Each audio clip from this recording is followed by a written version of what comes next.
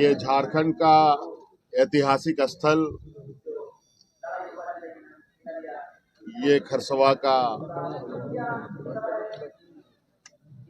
ये शहीद स्थल। ये जो आपने तस्वीरें देखी ये झारखंड के सरेकेला खरसवा की है। यहाँ हर साल शहीदों को माला अर्पण किया जाता है। माला अर्पण करने के लिए झारखंड से ही नहीं बल्कि भारत के कोने कोने से लोग यहाँ पर पहुंचते हैं। इस 1 जनवरी को झारखंड राज्य के कई बड़े दिग्गज नेता भी पहुंचते हैं। 1 जनवरी को खरसवा में लाखों की संख्या में समाधि स्थल पर लोग पहुंचते हैं और माला अर्पण करते हैं। आपको थोड़ा सा इतिहास बताते हैं। इस समाधि स्थल में सालों से इस परंपरा को क्यों दोहराते आ रहे हैं आदिवासी लोग। दिन था 1 जनवरी 1948 जब पूरा देश आजादी का जश्न मना रहा था। उस वक्त खरसवा में गोलियों की बौछार चल रही थी।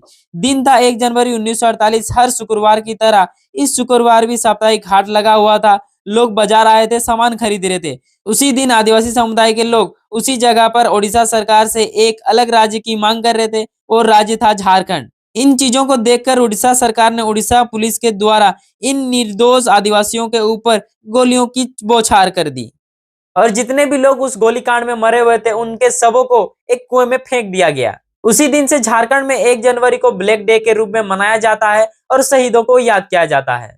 इन शहीदों को श्रद्धांजलि देने के लिए झारखंड के कई बड़े दिग्गज नेता पहुंचते हैं। झारखंड के मुख्यमंत्री हेमंत सोरेन भी माला अर्पण करने के लिए पहुंचे हुए थे। आइए उन्होंने क्या कुछ कहा, देखते हैं। ये झारखंड का ऐतिहासिक स्थल, ये खरसवा का ये शहीद स्थल,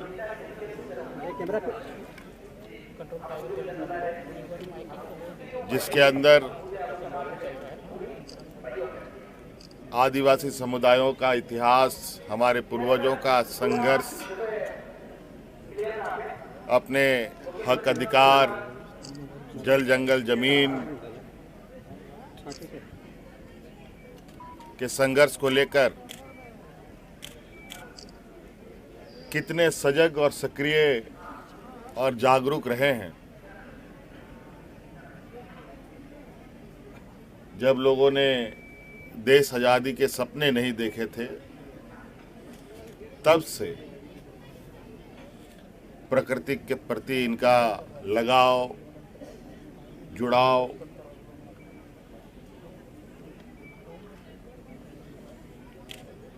और जो आदिवासी समुदाय का इतिहास है।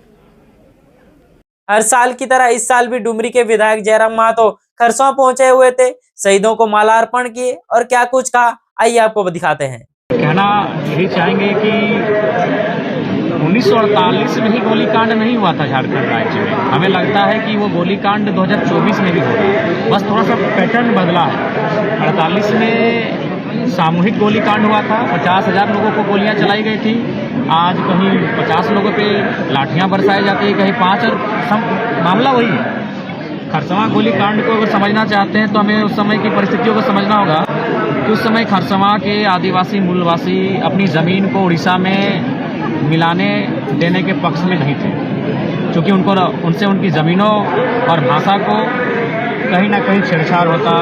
तो आज भी ज़मीन की लड़ाई झारखंड वासी आज भी लड़ रहे हैं। आज भी जो तमाम उद्योग घराने हैं, तमाम जो खनन के क्षेत्र में कार्य करने वाली कंपनियां हैं, उद्योग स्थापित करने वाली कंपनियां हैं, वो लड़ाई हम आज भी लड़ रहे हैं। बस फर्क है कि उस समय गोलियों से हमें मारा जाता था, अब कानून के दांव पेच से मारा जाता है या प्रशासन की झूठे एफआईआर से हमें मारा जाता है।